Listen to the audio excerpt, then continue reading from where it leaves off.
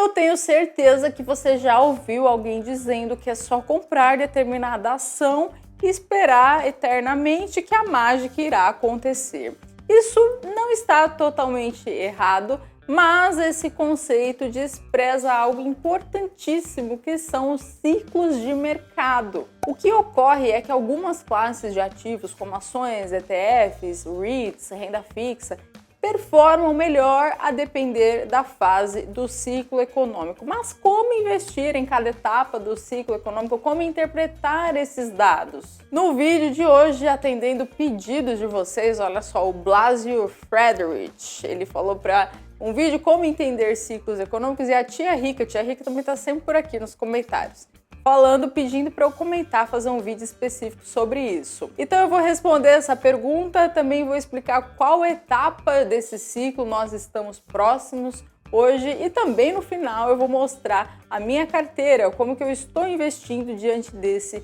cenário. Então aguenta aí até o final. Bom dia, boa tarde, boa noite, sejam muito bem-vindos e sejam muito bem-vindas, né? Como eu falo em todos os vídeos, é sempre bom especificar que na língua portuguesa só existe bem-vindos e bem-vindas. Bem-vindes não existe. Então, se você acha que existe, esse vídeo não é para você. Eu nem quero que você assista esse vídeo. Porque bem-vindes, todes, essas coisas aí, para mim é uma bizarrice, é coisa de retardades. E, gente, o vídeo de hoje vai ser muito técnico, tá? Assim, eu procurei bastante, eu vou colocar várias figuras, porque é uma coisa que é importante da gente pelo menos conhecer o básico. Às vezes você me conheceu por algum outro vídeo que era mais leve, mais zoeira, assim.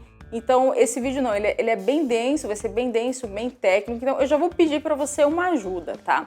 Já deixa o seu like e compartilha esse vídeo, porque se eu não pedir isso, é capaz que ninguém vai assistir esse vídeo, porque ele é realmente denso e técnico. Então, como uma forma de retribuir todo o estudo que eu vou disponibilizar aqui de graça e em português para vocês, já faça isso, deixa seu like, já compartilha esse vídeo com 10 pessoas do WhatsApp, manda nos grupos, já comenta alguma coisa aqui. Se você não for inscrito no canal, aproveite para se inscrever. Vamos falar sobre ciclos econômicos. Primeiro de tudo, vamos entender o conceito de ciclo. Um livro maravilhoso, muito bom, que é Dominando os Ciclos de Mercado, do Howard Marks. Ele começa com uma introdução que diz que tudo na natureza, tudo obedece ciclos, até o mesmo comportamento das pessoas. Ele fala, por exemplo, que a maior parte das pessoas usa o dia para trabalhar e a noite para descansar.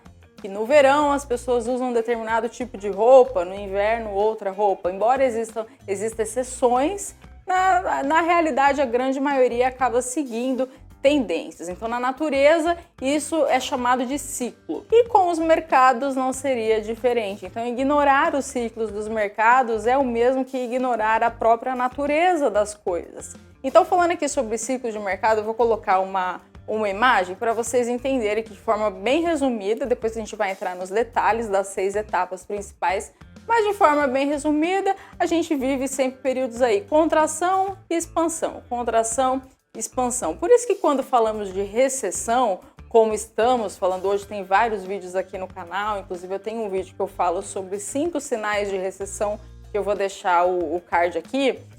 Quando a gente fala de recessão, a princípio pode assustar, mas na verdade isso faz parte da natureza, faz parte das economias. O mundo todo já passou por várias recessões. E existem alguns estudos que mostram que nessa onda entre a contração, o período de contração e o período de crescimento econômico, a gente tem alguns comportamentos bem peculiares de bonds, ações e commodities. E agrupando esse comportamento das mais diversas classes de ativos, durante o período tanto de recessão quanto de crescimento econômico, nós usualmente dividimos o ciclo econômico em 6 fases. Gente, isso daqui não sou eu que estou dizendo. Imagina se fosse eu que tivesse inventado isso, né? Quem é Nanda Guardia? Isso aqui vocês acham em muitos artigos. Eu vou deixar a referência aqui, eu sempre deixo as referências aqui na descrição do vídeo, que é uma coisa que vale muito a pena a gente conhecer. Então a gente subdivide o ciclo econômico em 6 grandes fases, e aí a ideia é você investir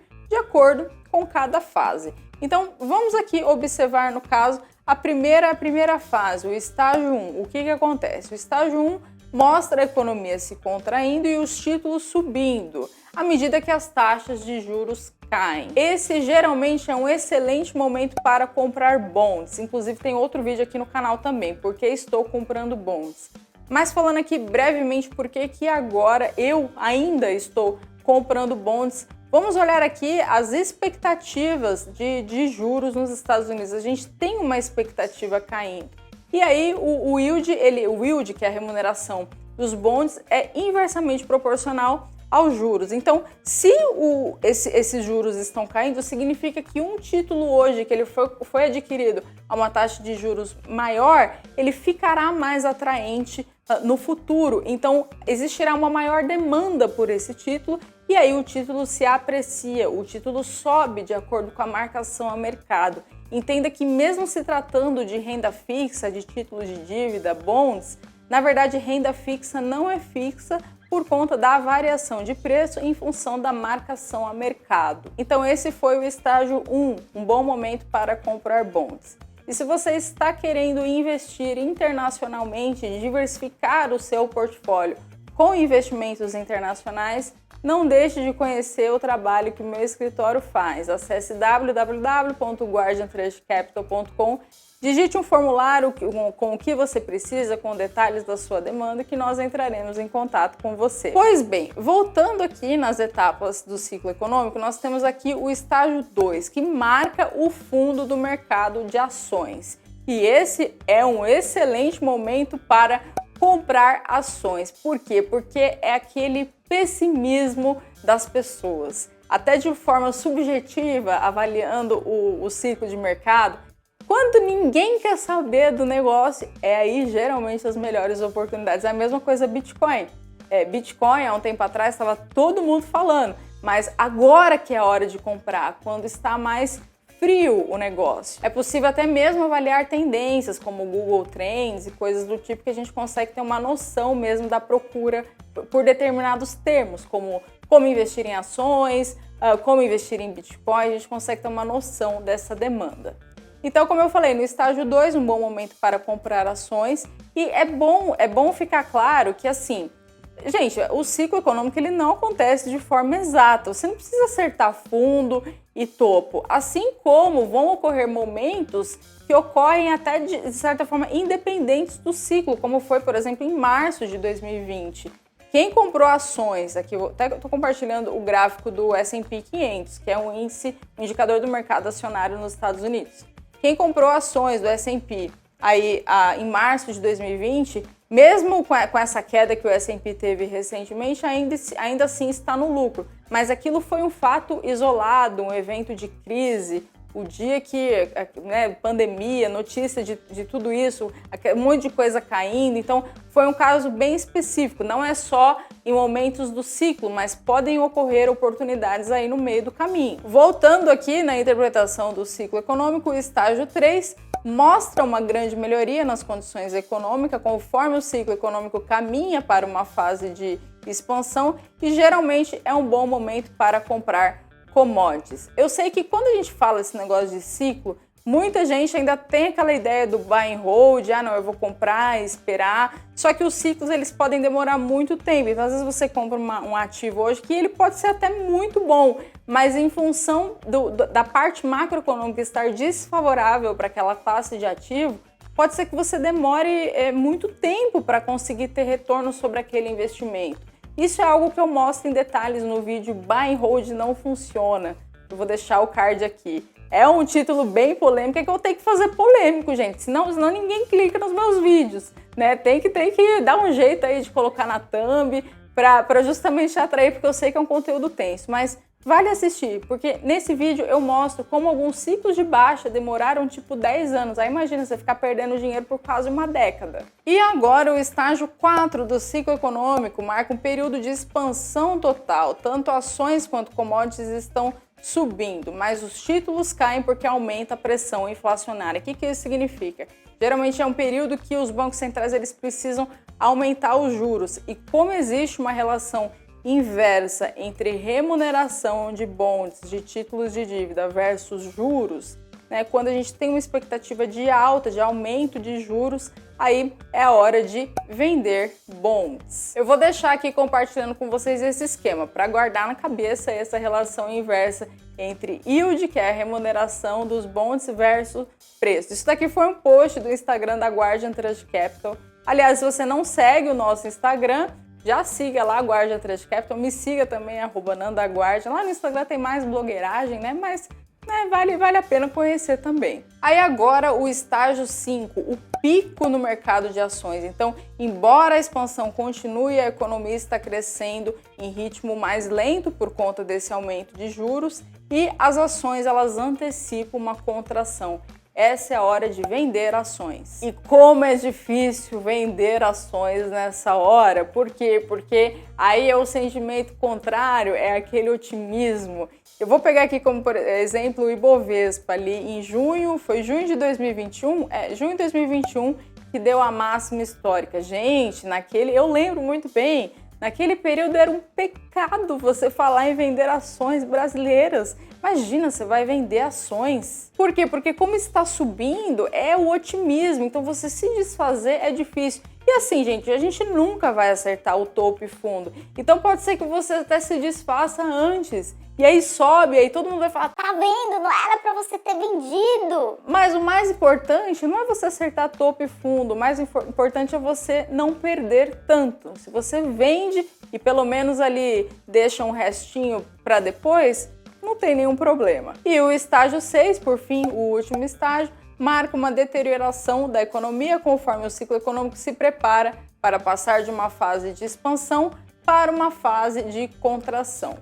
Aqui eu também vou deixar uma imagem que resume isso que eu falei, tá? Então essa imagem aqui mostra os 6 estágios e o que fazer, o que geralmente é interessante a gente fazer em cada etapa do ciclo. Então, como falamos aqui, no começo comprar bonds, depois comprar ações quando já estiver no fundo ali, quando ninguém quiser saber de ações, e em algum momento vender bonds e vender ações. Não é porque você gosta de um determinado ativo que você casou com ele, tá? Porque às vezes a gente se apega, mas eu gosto de tal empresa, mas eu gosto de tal bond. Gente, dinheiro e emoção não combinam.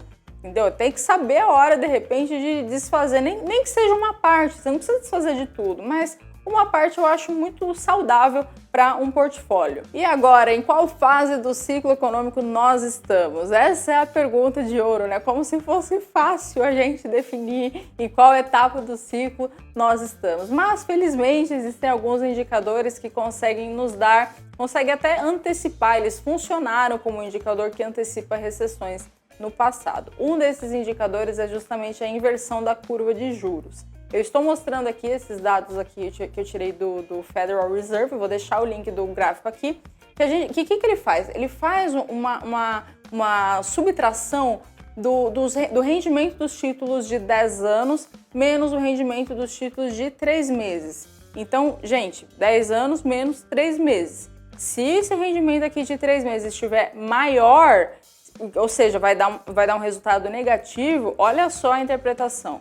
A interpretação é que o mercado está com uma expectativa não muito otimista para o longo prazo. E isso no passado antecipou recessões, tanto que, olha só, se a gente olhar aqui as zonas sombreadas, que são as recessões americanas, né, que foram declaradas, esse indicador ele antecipou. Então você não precisa esperar o Banco Central americano declarar que está em recessão. Não, a gente acompanhando essas métricas a gente consegue se proteger. Então, sinceramente, de tudo que eu pesquiso aqui, tudo que eu acompanho, eu não vejo realmente uma fase de expansão econômica agora acontecendo. Pelo contrário, a gente vê muitas empresas quebrando por conta do aumento de juros ao redor do mundo. A gente vê um desafio muito grande de empresas demitindo. A recessão ela pode não estar declarada, mas existem vários sinais que mostram aí que nós estamos indo para esse caminho. Como eu falei, isso não é motivo da gente se assustar. Isso faz parte da natureza, mas cabe a nós se defender. E como que a gente faz uma carteira anticrise? Como que a gente se defende? Bom, eu vou mostrar aqui para vocês a minha carteira pessoal, tá? Como que ela está hoje, tá? E lembrando que isso não é recomendação de investimentos, tá, gente? Isso aqui faz sentido para mim, mas pode ser que para você seja um outro perfil, que você tenha outros objetivos financeiros, então não é recomendação de investimentos, mas hoje, basicamente, eu vejo muito sentido em investir em bonds, principalmente porque 2022 foi um ano que bonds e ações caíram juntos. Então, qual dos dois está errado, né? Aquela famosa frase. Num cenário de possível recessão, os bonds eles tendem a performar melhor, porque é o momento que as pessoas elas se apegam a ativos que têm uma previsibilidade maior, a demanda por esses títulos aumenta. Então hoje, basicamente, a minha carteira hoje está tudo praticamente em bonds. Eu tenho aqui, por exemplo, títulos soberanos dos Estados Unidos, os chamados T-Notes, que são títulos do Tesouro Americano, em dólares. Hoje eles pagam em torno de 4 a 5%, o que é muito se comparado ao histórico aí nos Estados Unidos. E aí sempre tem gente que fala assim... Mas por que eu vou investir num Tesouro Americano pagando 5 se eu posso comprar um CDB que paga 14? Aí a pergunta que eu faço, então por que você vai investir em um CDB aqui no Brasil pagando 14 se você pode comprar um da Argentina que paga 50? Vocês entendem que o rendimento nominal, ele não significa muito, porque muitas vezes descontada a inflação, ou seja, tendo o rendimento real, esse rendimento pode ser até negativo. Então sempre olhem em qual moeda o seu investimento está denominado, isso é importantíssimo. Voltando aqui à minha carteira, fora os bonds também de empresas brasileiras que são emitidos no exterior, como por exemplo Suzano e Vale. Tá? São empresas muito boas, assim, empresas que têm um rating legal. E também coloquei aqui um do JP Morgan com um vencimento em 2025. Lembrando que esse yield que vocês enxergam aqui tá, 2,3, aqui o da Vale 7,17, 6,65. Isso daqui não é o quanto que ele está me pagando, tá? Porque isso daqui é o yield de emissão. O que conta mesmo de remuneração é o yield, chamado yield to maturity, que aí ele já considera a variação de preço. Por isso que quando você for montar a sua carteira de bonds, o ideal é ver naquele dia o quanto que aquele bond está pagando, porque tem variação sim. Isso daqui é só uma referência da emissão, mas na prática, se você segurar esse título até o vencimento, o que vai ser pago é o yield to maturity, o YTM. Exceto nos casos que são os chamados callable bonds. Até esse meu do JP Morgan, se eu não me engano, ele é callable bonds. O que significa? Que é quando o emissor ele pode resgatar antes do tempo. Não vejo problema em ter alguns callable bonds. Eles geralmente até pagam mais porque tem esse risco do emissor resgatar antes. Até esses dias aconteceu com um cliente, foi até engraçado, porque ele falou, eu tinha aqui investimento, do nada apareceu um saldo na conta, porque o próprio emissor foi lá, resgatou, liquidou, e aí acabou que a gente precisou alocar em outra coisa. Mas eu devo fazer algumas mudanças aí em breve na minha carteira, até se você quiser que eu grave um vídeo sobre isso. Eu quero falar a respeito de setor de utilidades nos Estados Unidos, que é bem legal também, acho que está fazendo sentido.